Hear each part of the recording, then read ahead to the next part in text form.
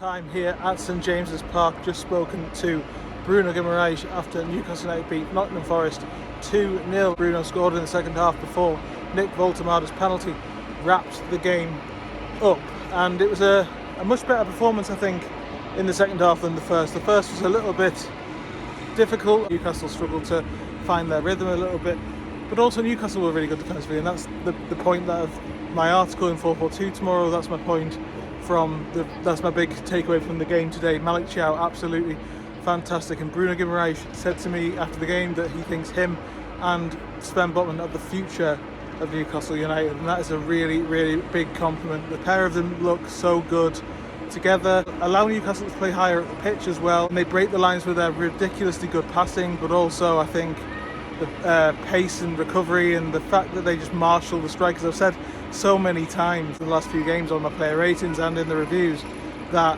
the defence has done really well in marshalling strikers. You know, Victor Gyökeres was not particularly great against Arsenal last week. Promise David, I said so many things in my preview in Belgium about him, and he didn't do much in the game, went off early. Because Botman and Thiaw together really are a special pair, and they allow Newcastle to press up higher. As I said in my piece for 442, and in the second half generally, Newcastle dominated the game, but they were given ammunition by passes from defence, but they were also allowed to set themselves higher up the pitch because of the pace of Thiaw and the pace of Botman. The recovery of the pair of them they were absolutely brilliant as a pair, and that allowed, as I say, Bruno to have much more of a say in the second half on the game. He got much more involved. The first half passed him by a little bit, but Nick Woltemade again, 4 goals in 5 starts now. He's been absolutely brilliant. Link-up play again, fantastic. Anthony Elanga a little bit quieter, I thought, but another good game for Anthony Gordon as well.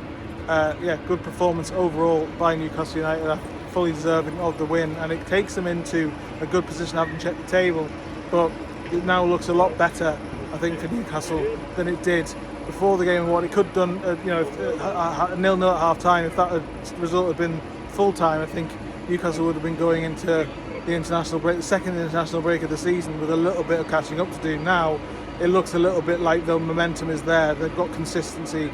That's the first time they've won back-to-back games this season, I think Bruno was saying. So a really, really important victory overall for everybody, and it sets the tone for going into a winnable run of fixtures after the international break as well. Fulham at home after Brighton, Benfica in the Champions League, Athletic in the Champions League as well. There's a real opportunity now to push on, but that foundation they can build from, Thiaw and Botman as a pair.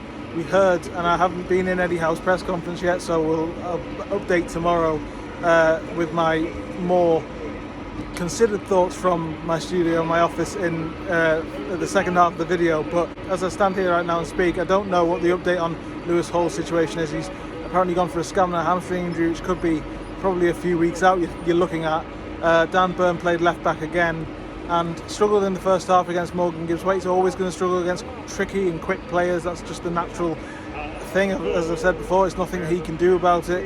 He's a very good one-on-one defender facing up against players. That's like, he loves a physical battle, but against tricky, quality wingers and creative players, he's going to struggle, and that's exactly what he's going to come up against at left back. But must at the moment, it's out of necessity. No Tino Livramento as well. But also, as I said on my Patreon preview before the game, Dan Burn is a mainstay in the team for Eddie Howe. Eddie Howe's not going to pick a team without having Dan Burn if he can help it, and it really, I think he's going to have I think he's likely to have a spell at left back now. But that centre back pairing, I've written a piece for Forbes on Thiaw, I've written this piece for 442 as well. I really think this is as Bruno has said, the future of Newcastle United. This is the way it'll be from now. If they're playing and they're together and they're fit, it'll be that. And after the game in Belgium, Eddie Howe was asked about Sven Botman and said it's the best he's played since he's had all these injury problems, and that's been the problem for Botman, has been his confidence and his fitness after back-to-back knee injuries. But he looks a lot fitter, he looks a lot better, and looks like he's a lot more confident, and as a result the team looks a lot more confident as well. They can play a higher line, they can take more risks, they can get more involved in the midfield as a result of Thiaw and Botman setting the tone. So it was a really, really fantastic performance. Back home, I've watched the highlights and I've got a few extra thoughts on what I want to pick up on from today's game. First of all, Nick Woltemade, 4 goals in 5 starts now. It's been absolutely fantastic for Newcastle, but could have scored 2 more goals. Had a great opportunity minutes into the second half, I think, off the top of my head, from Morato's mistake, but then Morato did really well to block him from a shot. I think he probably should have scored there, because if he'd taken a little bit more time rather than just hitting it first time, I understand why he did that, but there was an opportunity there. And then hitting the bar as well, opportunity, then Sells making that really good save from Malick Thiaw as well. So Newcastle created chances in the second half and could have scored a few more goals. I was really pleased with the overall performance. As I said earlier and in my piece, 4-4-4-2 tomorrow. The defence is where I've given most of my praise, and Bruno Guimaraes picking out the need for consistency, really happy with the performance, but also, as I said, when I asked him about Malick Thiaw and Sven Botman, the future of this club, and I think that's a really good, snappy way of summing up how good Thiaw particularly has been this season. But Eddie Howe did say after the game in Belgium that Sven Botman is now playing his best football that he's played for a long time. So it's really bright at the back for Newcastle in some ways, and the thing that I want to talk about is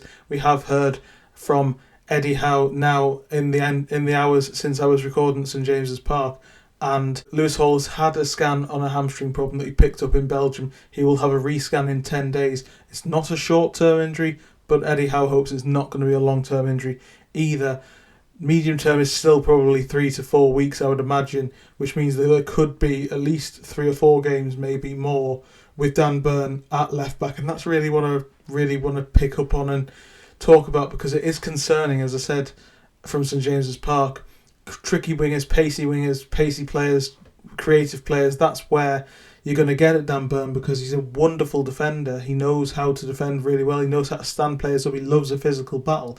But we saw in the first half today, Morgan Gibbs-White had a really good go at him, because he could get round him, because he can run, he can beat him for pace, he can beat him for skill, and he can bamboozle him, and that's what really happened. I think there is a little bit of a concern coming up in those games that Dan Burn is a weakness to exploit, because the midfield, I think that the pressing for the first goal, for Bruno's goal, which was a wonderful finish by the way, was brilliant. Yes, it was a question of a foul on Gibbs-White. I didn't think it was, and it was rightly not given, but the winning the ball back and the hunger to do that, and the way that Newcastle exploited space when they got it in transition was great. But as I've said so many times, the reason why Burn was so able to play left back 2 or 3 years ago was because the midfield was just an engine, consistently high pressing, not really having the ball, not really worrying about recycling possession. That's not what happens now. The team takes breathers, the team has space that it can be exploited in transition when a team is particularly quick, with a particularly quick winger, and look to exploit the weakness that Dan Burn brings. That is a worry for Newcastle. So I do have concerns, and it is a big shame for Lewis Hall that he has had this setback of a different injury type on top of Tino Livramento being out for so long as well, given that Newcastle didn't also have Jacob Ramsey on the bench, which they'd hoped, and Johan Wissa is out for a while too. It isn't the sort of crisis levels that it got to in 23-24 when Newcastle last were in the Champions League, and I think a huge reason for that is because Newcastle are managing the situation a lot better with Hall. I know there's been questions about and concerns about where he is, and I've had those questions myself, but I think Newcastle have done really well generally with their injury management since James Bunce came in at the start of last season. Dan Burn being at left back is a concern. Having said that, Thiaw and Botman, as I said earlier, were absolutely fantastic. Sandro Tonali, wonderful again in the midfield. It almost feels cheap to talk about him. That's how good he is. He's just so consistently good. Is there anything really you can pick out other than the typical stuff that he does? I think he was very unlucky with that volley that he had at the back post. I think that he certainly did mean to do that, and that would have been a wonderful goal. And he was everywhere again, setting the tone, really doing the dirty work that Newcastle needed in the midfield, giving it to Bruno. And there was a lovely little move in the second half, which I think summed Newcastle up at the moment, summed this team's potential up as well. Thiaw wins the ball, feeds it into Tonali, who fires it into Bruno, tips it round the corner to Elanga, and Newcastle get up the pitch with 3 touches in about 3 seconds. That's Newcastle at their best, and that is what Newcastle can look forward to over the next couple of weeks. As I say, now they're 11th in the table now, off the back of that victory over Nottingham Forest today. They are a handful of points away from the top 6, and 3 points off the top 6 at the moment, and looking up with some very winnable fixtures. Brighton after the international break is a really difficult place that Newcastle don't tend to win, but there's an opportunity, I think, to do that in this game and really impose themselves.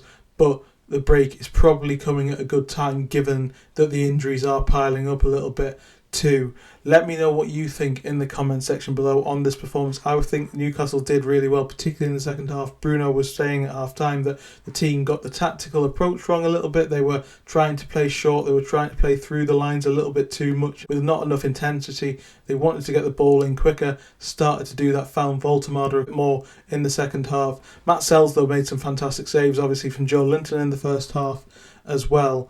And Nottingham Forest were difficult to break down. I think Ange Postecoglou deserves a little bit of credit for recognising that if he'd gone with a high line in this game, Newcastle would have probably ran riot. And the fact that he did settle for a low block and did allow Milenkovic that ability to really, I think, dictate the defensive line for Forest did make a big difference for them. But Chris Wood was completely anonymous. 2 years ago he scored a hat-trick on that ground. Last year it was 4-3.